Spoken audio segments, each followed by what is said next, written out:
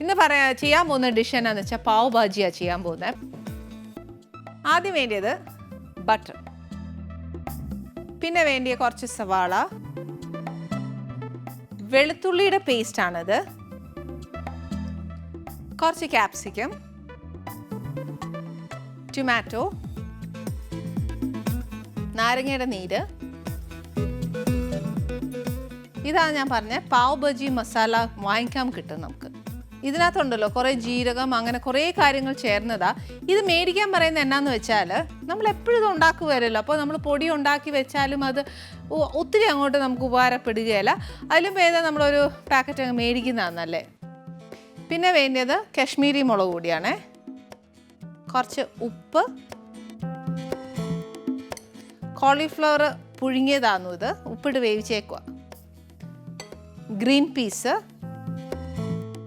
പിന്നെ കുറച്ച് ഉരുളക്കിഴങ്ങ് വേവിച്ച് പൊടിച്ചേക്കുക.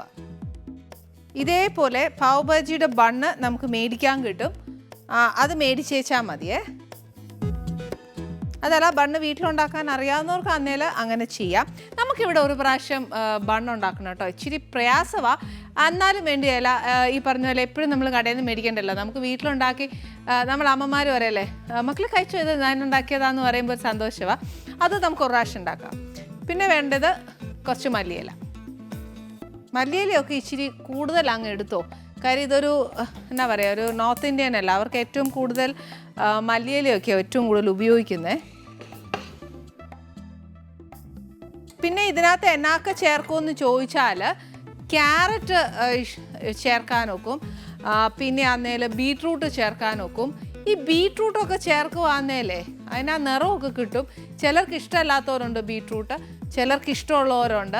ഇതെല്ലാം ഞാൻ എപ്പോഴും പറയുന്ന കൂട്ട് നമ്മുടെ ടേസ്റ്റ്, അതായത് നമ്മുടെ നാവിന് ഇഷ്ടമുള്ള രുചികൾ പലതാ. അന്നേരം അതിന് ഏതാ ഇഷ്ടപ്പെടുന്നതെന്ന് വെച്ചാൽ അതങ്ങ് കൊടുക്കുക. അപ്പോൾ ഫസ്റ്റ് എന്നാ ചെയ്യേണ്ടതെന്ന് വെച്ചാൽ ഇതേപോലത്തെ ഒരു കടായി, അതായത് ഇത് നോൺ സ്റ്റിക്ക് ആന്നു, അതില്ലേൽ നമ്മുടെ വലിയ ഇരുമ്പിൻ്റെ ദോശക്കല്ലോ അല്ലെങ്കിൽ വലിയ ഇരുമ്പിൻ്റെ ചപ്പാത്തിക്കല്ലോ എടുത്തേച്ചാൽ മതി. അതിൽ ശരിക്കും പറഞ്ഞാൽ ഇത് ഉണ്ടാക്കുന്നത്. അന്നേരം നമ്മുടെ വീട്ടിലൊക്കെ പഴകിയ എന്താ പറയുക ദോശക്കല്ലോ അല്ലെങ്കിൽ ചപ്പാത്തിക്കല്ലോ ഒക്കെ കാണുവേ. അതല്ല എന്നുണ്ടെങ്കിൽ നമ്മൾ മീൻ വറക്കുമല്ലേ, ഇച്ചിരി കുഴിവുള്ള ഇച്ചിരി വലിപ്പമുള്ള ഒക്കെ ഒരു ചട്ടി പോലെയൊക്കെ ഉണ്ടെന്നുണ്ടെങ്കിൽ അത് മതി. ഈ ഷേപ്പിനുള്ളത് എന്നാ ഉള്ളതെന്ന് വെച്ചാൽ ആ ഒരു പാത്രം അങ്ങ് എടുക്കുക. ഇനി കൂടുതൽ കൺഫ്യൂഷൻ ആക്കണ്ടല്ലോ. ഇതിനകത്തോട്ട് ഇത് ബട്ടറിലാണ് ഉണ്ടാക്കുന്നത്, എണ്ണ വേണ്ട. ബട്ടറിൽ ഉണ്ടാക്കുമ്പോൾ ഒരു ഇച്ചിരി ടേസ്റ്റ് ഉള്ളത്.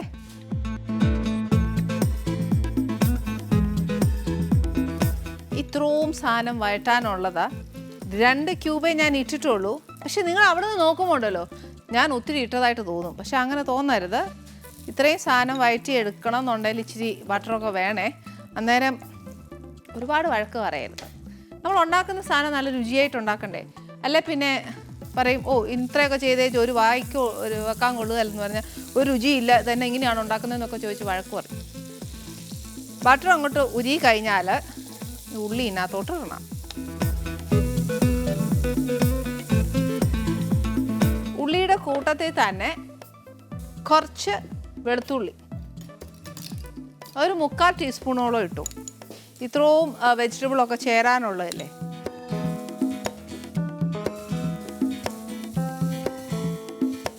ഇനിയാണ് ഇതിന് പണി വരുന്നത്. ഈ ഒരു നേരം മാത്രമേ ഇതിന് നേരം പോകുന്നുള്ളൂ. എന്നാന്നോ ഉള്ളി ഇച്ചിരി ബ്രൗൺ ആവണേ, അതിന് വേണ്ടിയിട്ട് നേരം പോകും. പക്ഷെ ആ ബ്രൗൺ ആവണം, നമുക്ക് നേരമില്ല. പക്ഷെ എന്നാൽ സ്പീഡിൽ ബ്രൗൺ ആക്കി എടുക്കാൻ വേണം. അതിന് നമ്മൾ എപ്പോഴും ചെയ്യുന്ന കൂട്ട് ഒരു ഇച്ചിരി ഉപ്പിടണം. അപ്പോൾ ഇച്ചിരി വേഗം സാധാ ചെയ്യുന്നതിനെക്കാട്ടിലും ഒരു ഇച്ചിരി കൂടി നേരത്തെ അതൊന്ന് ബ്രൗൺ ആയി കിട്ടത്തേ ഉള്ളൂ. പിന്നെ ഉപ്പ് ചേർക്കുമ്പോൾ ഒരു കാര്യം ആലോചിച്ചോണം, ഇത് സോൾട്ടഡ് ബട്ടറാണ്. അന്നേരം അതിൻ്റെ ഉപ്പ് കൂടെ ഉണ്ട് ഇതിന്. അന്നേരം ഒന്ന് ഇച്ചിരി നോക്കിയേച്ച് വേണം ബാക്കി ഉപ്പ് ചേർക്കാനായിട്ട്.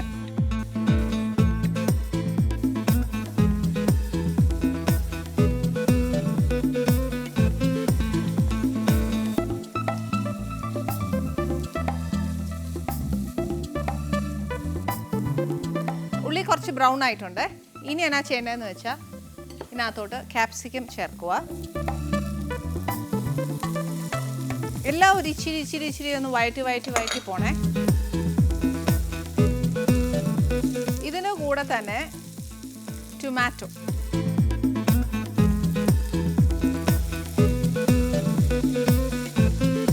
ടൊമാറ്റോ ഒരു ഇച്ചിരി പുളിയല്ലേ, അന്നേരം നമ്മൾ നാരങ്ങാനീര് ചേർക്കുമ്പോൾ ഒരു 1/2 ടീസ്പൂണോളം ചേർത്താൽ മതി. പക്ഷെ എന്നാൽ ചേർക്കണമെന്ന് ചോദിച്ചാൽ ചേർക്കണം. എന്നാന്നോ, അതിൻ്റെ ഒരു സ്വാദൂടെ വരണം. ഒരു 1/2 മതിയേ. നല്ല പഴുത്ത ടൊമാറ്റോ ആണെങ്കിൽ 1 ടീസ്പൂണോളം എടുക്കാം. അത്രയും പുളി ടൊമാറ്റോയ്ക്ക് കാണുകയില്ല. പക്ഷേ ഇച്ചിരി എന്നാ പുളിയുള്ളതാണെങ്കിൽ 1/2 ടീസ്പൂൺ ഇട്ടാൽ. ഇതും ഇതേപോലെ നല്ല ഉള്ളി നല്ല വഴന്നങ്ങ് ചേർന്നില്ലേ എന്ന് പറഞ്ഞ പോലെ തന്നെ ടൊമാറ്റോയും നല്ല അസലായിട്ട് കിടന്ന് വഴലണം. നേരത്തെ ഒരു ഇച്ചിരി ഉപ്പിട്ടതേ ഉള്ളൂ.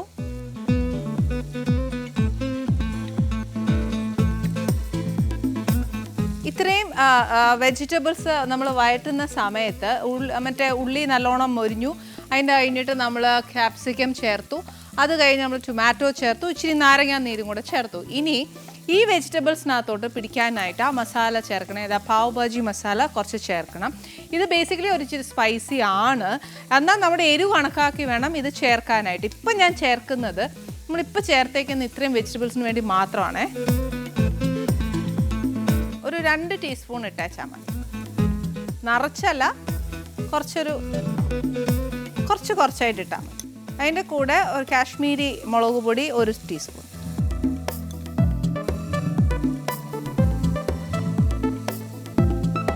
മസാലയും പുളിയും എല്ലാം ചേർന്ന് കഴിഞ്ഞാൽ ഇതിൻ്റെ കൂടെ ചേരേണ്ട ഒരു ആളാണ് ഉപ്പ്.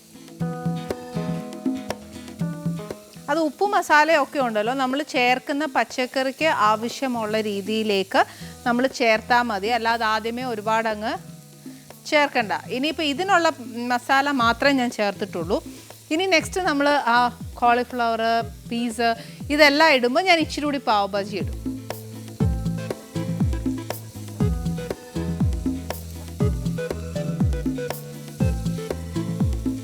നമ്മൾ വയറ്റും തോറും ഉണ്ടല്ലോ, നമ്മൾ ഈ പച്ചക്കറി ഇങ്ങനെ ഉടച്ച് പോണേ. അതല്ല, നമ്മൾ ഈ ഉടയ്ക്കുന്ന മത്ത് അങ്ങനെ എന്തെങ്കിലും ഉണ്ടെങ്കിൽ ഈ ടൊമാറ്റോ നല്ലതായിട്ടൊന്ന് മൂത്ത് കഴിയുമ്പോൾ, അതായത് നല്ല ഗ്രേവി പോലെ ആയി കഴിയുമ്പോൾ ആ മത്ത് വെച്ചോ എന്നാന്ന് വെച്ചാൽ അല്ലെങ്കിൽ പൊട്ടറ്റോ മാഷറുണ്ട് അത് വെച്ച് ഒന്ന് ഉടച്ചെടുക്കണേ. അഥവാ ഇത് ഉടച്ചെടുക്കാൻ താല്പര്യം ഇല്ല എന്നുണ്ടെങ്കിൽ അത്യാവശ്യമൊന്നുമല്ല, ചെയ്യണമെന്നൊന്നുമില്ല. പക്ഷെ പാവ് ഭാജി ബേസിക്കലി അങ്ങനെയാണ്, ഉടച്ചെടുത്തിട്ടാണ് അത് എടുക്കുന്നത്. ശരിക്കും പറഞ്ഞാൽ ഇത് ഏതാണെന്നറിയോ, നമ്മുടെ പൂരിയുടെ മസാലയില്ലേ അതിൻ്റെ ഒരു വേറെ ഫാമിലി, അത്രയേ ഉള്ളൂ. അതിനകത്ത് കുറച്ച് ഈ മസാലാസൊക്കെ ചേർക്കുന്നു, കുറേ വെജിറ്റബിൾസ് ഉള്ളിൽ പോവും.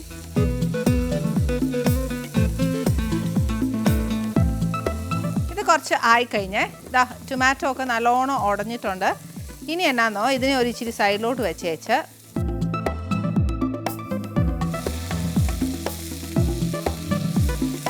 കുറച്ച് കോളിഫ്ലവറും കുറച്ച് പീസ് ഇഷ്ടമുള്ളവർക്ക് ഒരുപാട് പീസ് ഇടാം. ഞാൻ വീട്ടിലുണ്ടാക്കുവാന്നേലും പിള്ളേർക്ക് ഈ പീസ് ഒതിയും ഇഷ്ടമല്ലേ.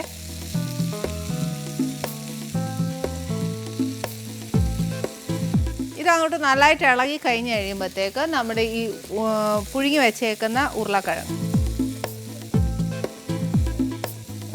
ഇട്ട് കഴിഞ്ഞാൽ ഈ മസാല ബാക്കി ഞാൻ നേരത്തെ ചേർത്തിട്ടേ ഉള്ളൂ. അതായത് നമ്മുടെ ആ ടൊമാറ്റോയ്ക്കകത്ത് വേണ്ടിയിട്ടുള്ളതേ ചേർത്തിട്ടുള്ളൂ, പോരാ. അതിൻ്റെ കൂടെ കുറച്ചുകൂടെ എരിവ് വേണ്ടാത്തവർ ചേർക്കരുത്, ഇത്രയും എരിവ് മതിയാവും. ഇച്ചിരി എരിവ് വേണ്ടിയവർ ഇച്ചിരി ചേർത്തോ കേട്ടോ. ഇച്ചിരി എരിവ് ഉള്ളത് അതിനുള്ള ടേസ്റ്റ്. അതിൻ്റെ കൂട്ടത്തിൽ തന്നെ കുറച്ച് കാശ്മീരി മുളക് പൊടിയും കൂടെ ചേർക്കുക. അന്നേച്ച് നേരത്തെ ഒരു ഇച്ചിരി ഉപ്പായിട്ടേക്കുന്നേ, അന്നേരം ഉണ്ടല്ലോ ഒരു ഇച്ചിരി ഉപ്പും കൂടെ, അതായത് നമ്മുടെ ഉരുളക്കിഴങ്ങും എല്ലാം ചേർന്നതല്ലേ, അന്നേരം ഒരു ഇച്ചിരി ഉപ്പ് കൂടെ ഇടണം.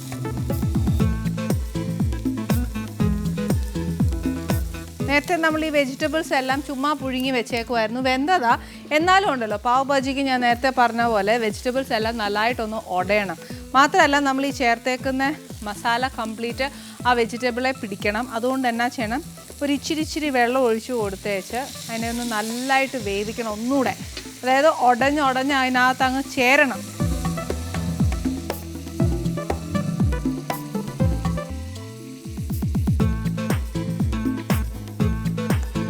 നമ്മൾ ഈ ഓരോ പ്രാവശ്യവും വെള്ളം ചേർക്കുമ്പോൾ അത് വറ്റുക.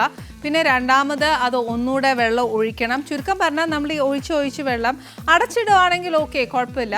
അതല്ല, അടച്ചിടാതെ പൊട്ടറ്റോ മാഷറോ മത്തോ എന്നതേലും വെച്ചേച്ച് ഇത് ഉടയ്ക്കുവാന്നേൽ ഈ തുറന്നിട്ട് തന്നെ ഇങ്ങനെ വെള്ളം ഒഴിക്കുക, ഉടയ്ക്കുക, നല്ലോണം ചേർക്കുക, ഡ്രൈ ആക്കുക. പിന്നെ നമ്മൾ ആ ടേസ്റ്റ് നോക്കുക, എന്നതായതിന് കുറവെന്ന് വെച്ചാൽ അതനുസരിച്ച് അങ്ങോട്ട് ചേർത്ത് കറക്റ്റ് ടേസ്റ്റ് ആക്കി എടുക്കുക. ഈ പാവ് ഭാജി മസാലയും മുളക് പൊടിയും മാത്രം മതി ഇതിന്. ആക്ച്വലി മഞ്ഞപ്പൊടി ഇടുന്നവർ ഒരു നുള്ളു വേണമെങ്കിൽ ഇട്ടോ, മസ്റ്റല്ല. പിന്നെ നമുക്ക് അത് ഈ പറഞ്ഞ പോലെ മഞ്ഞപ്പൊടി ഇട്ടില്ലേ ഒരു മനസ്സിനൊരു വിഷമല്ലേ, അതുകൊണ്ട് ഒരു ഇച്ചിരി മഞ്ഞപ്പൊടി ഇട്ടേച്ചാൽ മതി. ജീരകം ഇടേണ്ടവർക്ക് ആദ്യം ബട്ടറിൻ്റെ കൂടെ വേണമെങ്കിൽ ഇച്ചിരി കൂടി ജീരകം ഇടാം. പാവ് ഭാജിക്കകത്ത് ശരിക്കും ജീരകത്തിൻ്റെ ഒക്കെ നല്ല ചൊവ്വയുണ്ട്, അതുകൊണ്ട് പിന്നെ നമ്മളിങ്ങനെ എക്സ്ട്രാ ഇടണ്ട. ഇനി ചെയ്യാനുള്ളത് ഇതേപോലെ എല്ലാ പച്ചക്കറിയും ചേർത്തേച്ച് മാഷർ വെച്ച് നല്ലോണം ഉടച്ചിട്ട് നല്ലതായിട്ട് അതിനൊരു സെമി ഗ്രേവി ആക്കി എടുക്കണം. ഇതിൻ്റെ കൂട്ടത്തിൽ തന്നെ നമ്മൾ ഈ മല്ലിയില ധാരാളം ഇട്ടോണം.